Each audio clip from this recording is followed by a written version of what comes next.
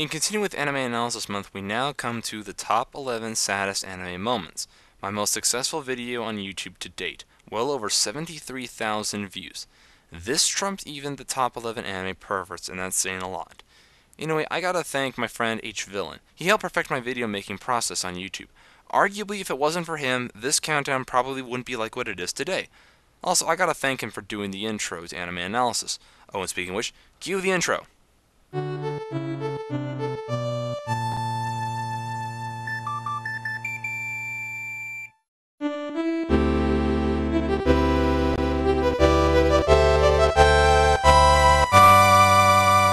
Anyway, with all that said, another thing that sets this countdown apart from the first 5 by this time was that I had finally gotten Audacity on my own computer and got the hang of editing my own voiceover work, and this was where I got the hang of using visuals, like anime footage as opposed to just slideshows. I also got to point out that this was originally intended to have Richard Alvarez make a guest appearance, but at the time he was traveling across the country doing videos for National Park Adventure's YouTube channel. Anyway, now that that's out of the way, allow me to get down to business in revisiting my most successful video. お前、本当にじいさんの子なんだな。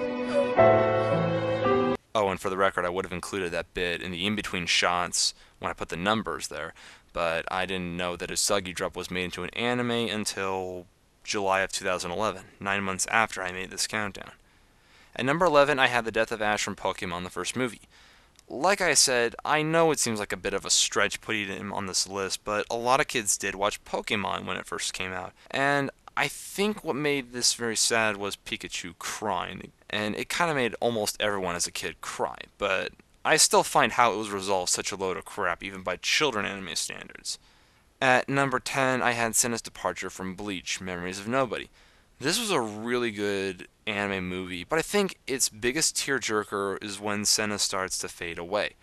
That operatic piece of music really elevates the melancholy in this scene.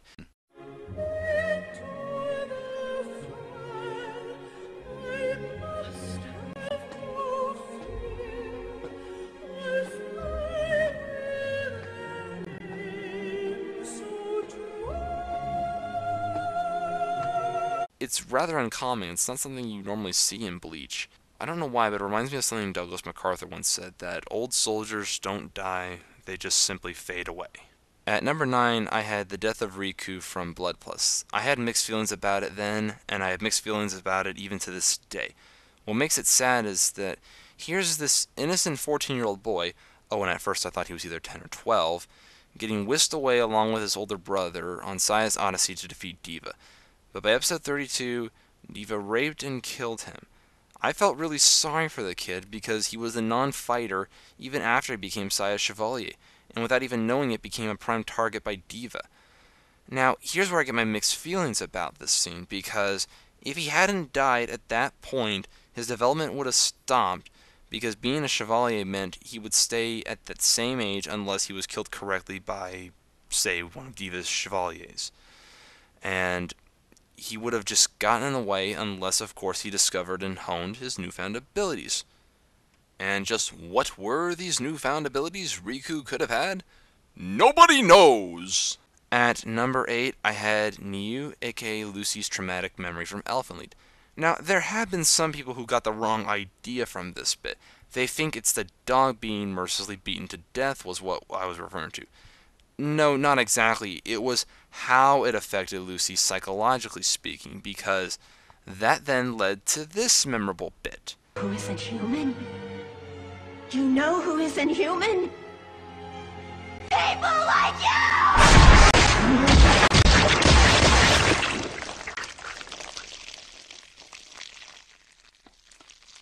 One of my sources, Create a Story Artist, recommended, as I recall, 3 episodes from Elfenlied, episode 8 being one of them. It was a tough call to determine which episode should make it onto this list. Do I have regrets about it? No, because I have yet to see Elfenlied from start to finish. Also, what you gotta know is that doing videos like this is never easy. One of the biggest disadvantages to videos like these is that there are plenty of moments you may have missed or didn't even know about until after the fact. Then there's also the fact that even when you ask anime fans for suggestions, the opinions on what they find sad from each anime show really varies. Sometimes you have to go with your gut instinct, especially when you hit a block like that. At number 7, I had the death of Piccolo from Dragon Ball Z. As I said in the video, some people find Goku's death in the Raditz arc to be sad, or his sacrifice in the Cell Saga to be the saddest. Well, I say different. Why? Because Goku's death in the Raditz arc, while it was sad, it was very short-lived because we knew he was going to be revived by the Dragon Balls. As for his death in the Cell Saga, it was his dumbest moment ever, because in the amount of time he spends trying to explain this to King Kai, he could have easily teleported King Kai, Bubbles, and Gregory off the planet to safety before Cell blew it up. Then used the Dragon Balls to restore the planet, teleport him back after it was taken care of, boom, no worries. But no, he took his death like a bitch. But I honestly found Piccolo's death to be very sad.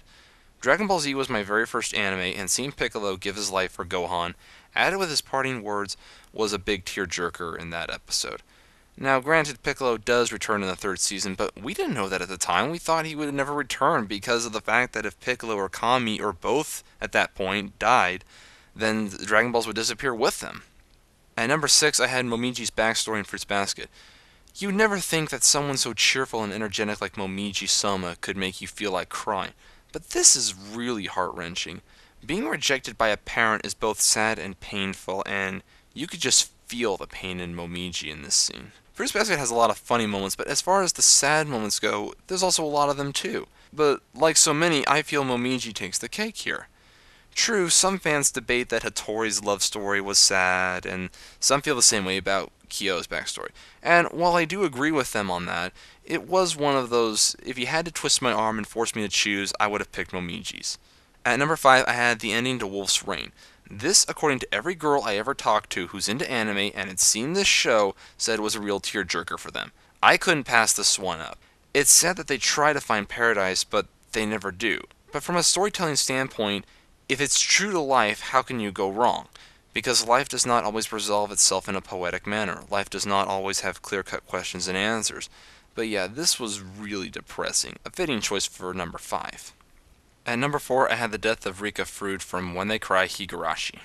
Looking back on this one, I should have just said everything about When They Cry Higurashi, because the anime itself is sad and psychotic at the same time, as opposed to just one girl's brutal suicide. That and the fact that they're cursed into repeating the same day over and over and over again. That's also nuts. At number 3, I had Grave of the Fireflies. Just Grave of the Fireflies. Everything about this anime is depressing. I remember attending one of Crispin Freeman's panels at a Sacramento anime convention, and he said that this is a movie that makes you question yourself if you can watch it more than once. Honestly, I can kind of understand where he's coming from, because I saw it once, and it's one of those, should I see it again? Well, I guess I can when I do Studio Ghibli-a-thon, but I'll get to that when I get to it. This movie really doesn't shy away from the horrors of World War II as far as living in Japan at that time goes. Come to think of it, Grave of the Fireflies is sort of like the Gone with the Wind of Japan. It's no surprise, especially considering that Japan grew fond of this film after World War II, and they even had a stage production of Gone with the Wind in the 60s. The play was 5 hours, and it only covered the first half of the book. Part 2 was 4 hours. Isn't that fascinating? Also, on a side note, I gotta point out a minor screw-up that I made in the video. I said that in the video, Japan was being bombed by US B-17s during World War II. In truth, it was B-29s that took off from the Mariana Islands. B-17s, as far as I know, were used in the European theater. But surprisingly, no one's corrected me on that one. Isn't that weird? At number 2, I had the death of Hughes from Fullmetal Alchemist Brotherhood. I think this is the one moment that pretty much every anime fan can mutually agree that it's so sad and fits at number 2. If this countdown was made before the release of Fullmetal Alchemist Brotherhood, the death of Hughes in the original version would have made it to number 4. At the time of the original Fullmetal Alchemist, when Sonny Strait found out that his character would die, Mike McFarlane showed him a website in which girls cried over the death of Hughes. Last year I asked him, what website was it? He replied, quote, Girls Gone Wild, unquote. Now, whether or not he was joking is hard to tell since it was in writing, but the biggest reason why this was sadder than the original was because in the original, when Hughes died, it was in episode 25, Fullmetal Alchemist was 51 episode, whereas in Brotherhood, he died in episode 10, and the show was approximately 65 episodes. I've said it before and I'll say it again. That is way too damn soon for a comic relief to die, especially in a dark anime show like this. And at number 1, I had the Eclipse from Berserk. If there's a recurring thing in these videos, it's me mentioning HBI 2K's Berserk Abridged. HBI 2K at the beginning of that episode gives a little introduction to the viewers, and this is what he had to say about the Eclipse as far as how sad it was. Okay. Then those of you who are still here will know what I'm talking about when I say that I cried at the end of Berserk. I watched the final DVD from beginning to end in one sitting, and then I sat down on my couch in shock for about an hour and a half afterwards. The Eclipse was, with no exaggeration, the most emotionally moving, most poignant 44 minutes of television that I have ever watched, anime or western, animated or live action, ever. Given the terrible tragic things that happen in the final episodes, a lot of people have asked me if it's really a good idea to even try to make an abridged episode out of it. And not only do I respect the people who feel that way, honestly, I kind of agree with them. That, and having watched all 26 episodes of Berserk, seeing the Eclipse is like something out of the Odyssey. It's like how Odysseus lost all his men in pretty brutal ways, all put into just one horrific scene. And with all that said, that was why I felt it had to be the number 1 saddest anime moment. So that was revisiting the top 11 saddest anime moments. Thanks for watching.